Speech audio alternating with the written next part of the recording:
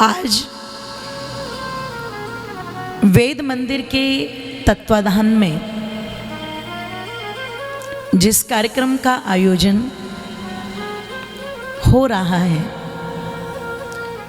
इसका कुछ अभिप्राय तो आप पूज्य आचार्य जी से श्रवण कर ही चुके हैं। और इसको कराने का भी मुख्य उद्देश्य क्या है कि आज कथाएं तो बहुत होती हैं, आप जहां भी चले जाएं आपको कोई ना कोई कथा मिलेगी जरूर। कथा करने वालों की कोई कमी नहीं है। और मेरी माताओं बंधुओं, जब कथा करने वालों की कोई कमी नहीं है तो सुनने वालों की भी कोई कमी बोलो नहीं है। कहने वाले भी बहुत हैं, करने वाले भी बहुत हैं, और सब अपने प्रभाव को, अपने प्रभुत्व को स्थापित करने के लिए कुछ ना कुछ अलग अलग प्रयोग कर ही रहे हैं। संपूर्ण समाज को देख करके ऐसा लगता है जैसे धर्म के नाम पर अलग अलग प्रयोगशालाएं हैं और सबके अपने अपने शोध चल रहे हैं।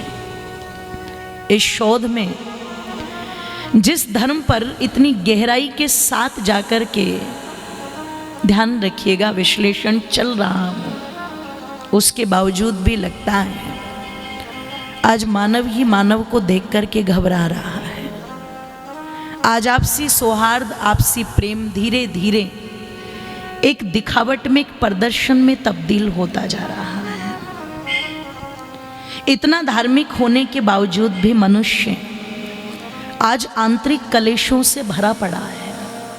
और आप विचार करो, चिंतन करो, इतनी भीड़ है कि सड़कों पर चलने लगे, है ना। पानीपत में नीचे की तरफ चलें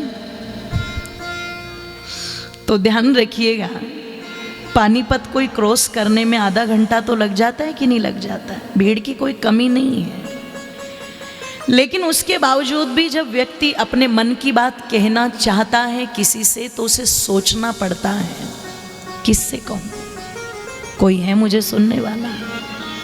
और अगर मैं किसी से कह भी दूं तो क्या इस बात की गारंटी होगी कि वो मेरी बात को किसी तीसरे से नहीं कहेगा। सोचो, ऐसी एक नहीं अनेक समस्याएं हैं। इसका मतलब धार्मिकता के इस वातावरण में भी हम ठीक से चीजों को समझ नहीं पा रहे हैं या ठीक से जुड़ नहीं पा रहे हैं।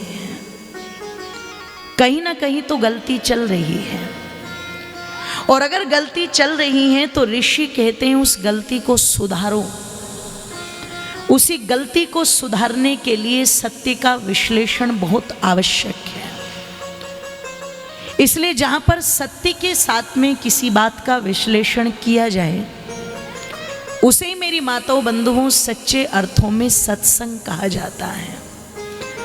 इसलिए गोस्वामी जी महाराज जिस समय रामचरितमानस की रचना करने लगे तो एक बड़ी सुंदर चौपाई वो देते हैं, बिन सत्संग विवेक न होई।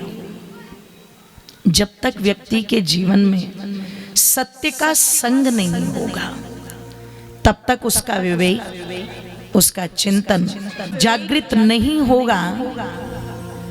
और विचार करना कि यदि हम अपने चिंतन और विवेक को जागृत करना चाहते हैं तो उसके साथ में सत्य का जुड़े होना बहुत आवश्यक है। आज कथाएं बहुत हैं, लेकिन बस एक बात आज अपने मस्तिष्क में धारण करके बैठिएगा कि क्या जितनी भी कथाएं आज कही जा रही हैं उनमें पूरा पूरा सत्य कहा जा रहा है या नहीं। ऐसा तो नहीं कि कोई मिलावट कर दी गई हो, ऐसा तो नहीं है कि अपने प्रभुत्व जमाने के लिए नई नई चीजों को उसमें डाल दिया गया हो, है ना। जैसे कभी कभी होता है ना, भोजन को ज़्यादा अच्छा बनाने के लिए माताएं सोचती है मसाला थोड़ा ज़्यादा डाल दूं तो ये अच्छा बन जाए, पर क्या होता है अधिक मसाला डालने से उसका जो वास्तविक स्वाद है वो भी, जोर से बोलो, चला जाता है।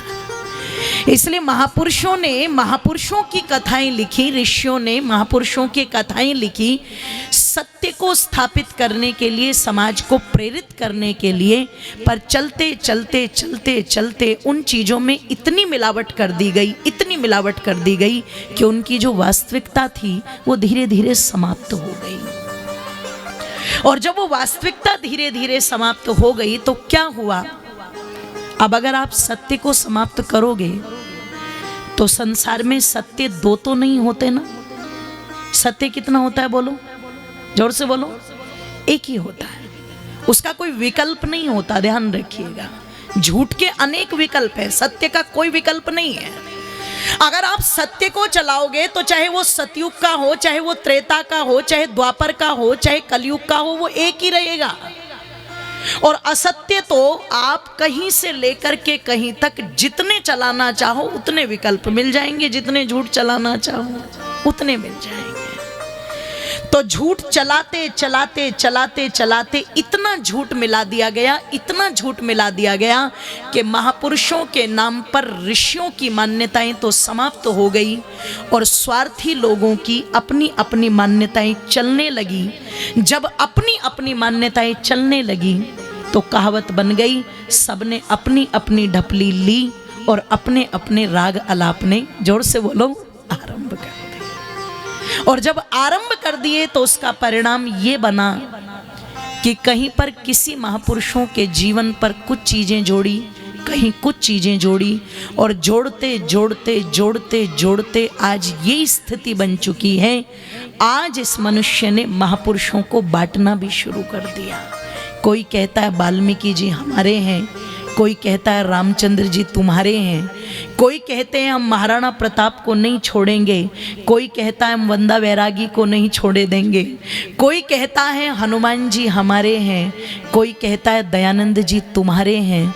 मुझे रोना आता है इस बात को देख कर के, जिन महापुरुषों ने मानव धर्म को सुरक्षित रखने के लिए अपना संपूर्ण जीवन इस राष्ट्र रूपी यज्ञ कुंड में लगा दिया, आज उन महापुरुषों के नाम पर ही मनुष्य ने अपनी नादानी के कारण लड़ना आरंभ कर दिया। आज जय जयकार तो महापुरुषों की खूब करते हैं, लेकिन काम सारे विपरीत करते हैं। जैसे रामा रामा हरे हरे चल रही है कि नहीं चल रही है? हर जगह चल रही है ना। कृष्णा कृष्णा बोलो, चल रहा है कि नहीं चल रहा है? हर जगह चल रहा है। रामा रामा हरे हरे, कृष्णा कृष्णा हरे हरे, और हलवा खाओ पड़े पड़े, ये हर जगह चल रहा है, हर जगह खूब चल रहा है। बस चलाना क्या है, उसी बात को ध्यान में रख करके ये कथा रखी गई है। मैं बिल्कुल दावा नहीं करूंगी कि आपने आज तक ऐसा सुना नहीं होगा, क्योंकि धरती पर ऐसा कोई दावा कर भी नहीं सकता। अरे जिन कथाओं को महर्षि वाल्मीकि जैसे ऋषि लिख गए हो, जिन कथाओं को महर्षि व्यास जैसे पांडित्य के धनी लिख गए हो, भला हम छोटे व्यक्ति कैसे दावा करेंगे कि आज तक आपने ऐसा सुना नहीं होगा? बिल्कुल नहीं कर सकते हैं। ध्यान रखिएगा, हम तो एक बहुत छोटा सा कण है, एक माध्यम है, बस आप तक उन चीजों को पहुंचाने का। मैं ये दावा बिल्कुल नहीं करूंगी, लेकिन मैं ये प्रयास जरूर करूंगी कि भगवान श्री राम के शुद्ध शुद्ध जीवन को आप तक पहुंचा सकूं। महर्षि वाल्मीकि ने जिस भावना के साथ में ये जीवन चरित्र लिखा था, उस भावना के साथ मैं आप तक पहुंचा सकूं। और महर्षि दयानंद की गरिमामयी, ध्यान रखना, उस व्यक्तित्व को प्रणाम करती हुई मैं ये प्रयास जरूर करूंगी कि आज जिस चित्र तक ये हिंदू जाति सीमित रह गई है, जितने लोग इस कथा में 5 दिनों तक उपस्थित होंगे, मेरा ये संकल्प रहेगा कि मैं कम से कम उन श्रेष्ठ जनों को, उन भाग्यशाली लोगों को तो चित्र से लेकर के भगवान श्री राम के चरित्र तक ले जा सकूं। ये मेरा पूरा पूरा प्रयास रहेगा। और मैं यहीं से आरंभ करती हूँ कि हम सब अब तक सुनते आए हैं कि सीताराम सीताराम सीताराम कहिए, और जाही विधि राखे राम ताही विधि, बोलो। पर हमें क्या करना है कि सीताराम सीताराम सीताराम कहिए,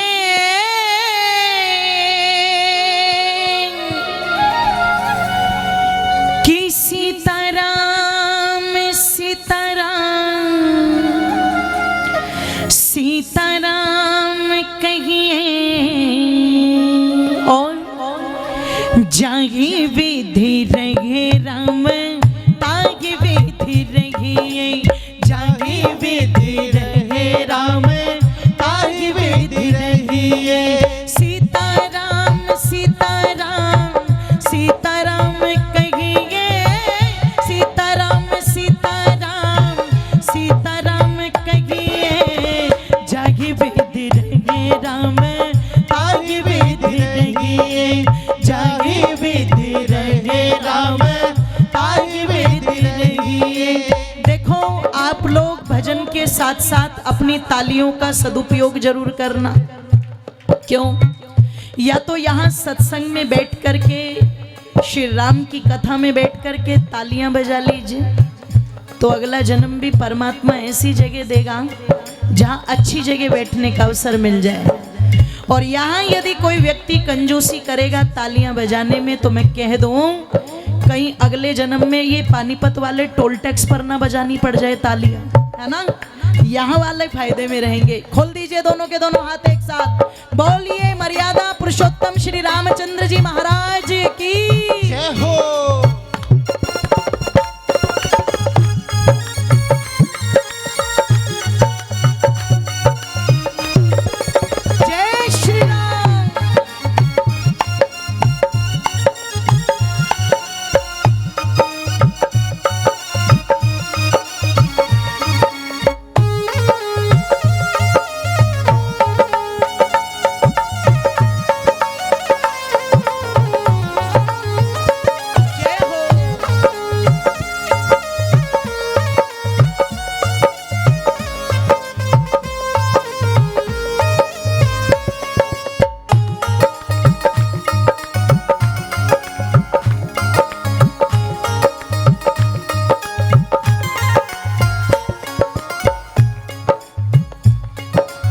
मुख में हो ओम नाम, ओम सेवा हाथ में, मुख में हो ओम नाम, ओम सेवा हाथ में।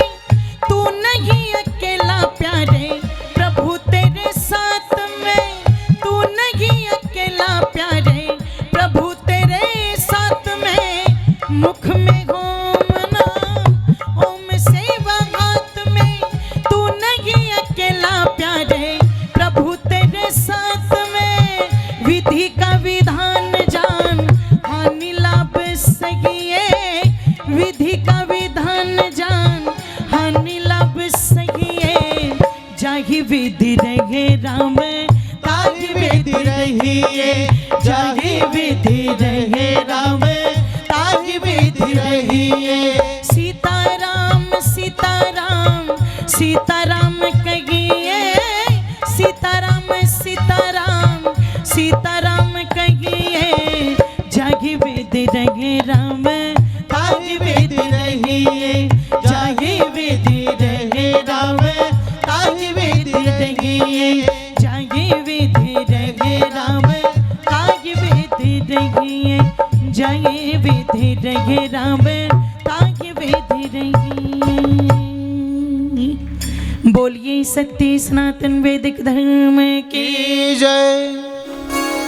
जाहि विधि रहे राम ताहि विधि रहिए, कि जैसे मर्यादा पुरुषोत्तम भगवान श्री राम रहे हैं ऐसे हम भी रहें, जैसे उनका जीवन रहा ऐसे हम भी अपने जीवन को व्यतीत करें। और जब ये भाव रख कर के कोई बात सुनी जाती है तो निश्चित वे यह लोक और परलोक दोनों को सफल बना देती है।